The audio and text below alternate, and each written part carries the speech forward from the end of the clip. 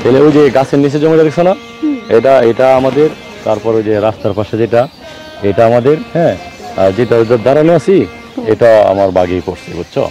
তো এই পাশের যে জমিটা রাস্তার পাশে, এটার মধ্যে ভাবছি আমরা একটা ঘর করব।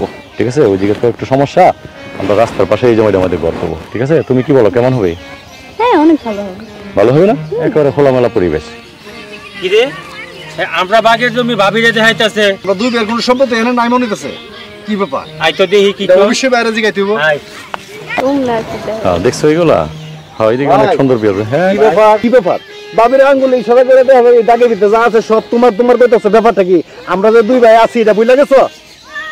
আরে কি করছ তুই? হ্যাঁ, রাস্তার পাশে যে হেডটা, এটা তো বাসা আমার দিয়ে গেছে। কি ব্যাপার? রাস্তার পাশে জমি এটা বাবা তোমারই দিয়ে গেছে? নিশ্চয়ই এখানে কোনো জালিয়াতি আছে। নিশ্চয়ই ভাই তোমার এর ভিতরে কোনো জালিয়াতি আছে।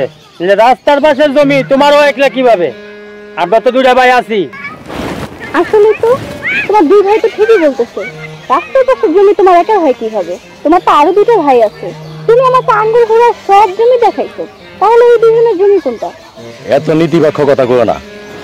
আমার বাপে আমার এই জমিটা লিখা দিয়ে গেছে। এখানে তিন ভাইয়ের সম্পত্তি হচ্ছে সমান সমান, সব সম্পত্তি তুমি একা ভোগ করবা?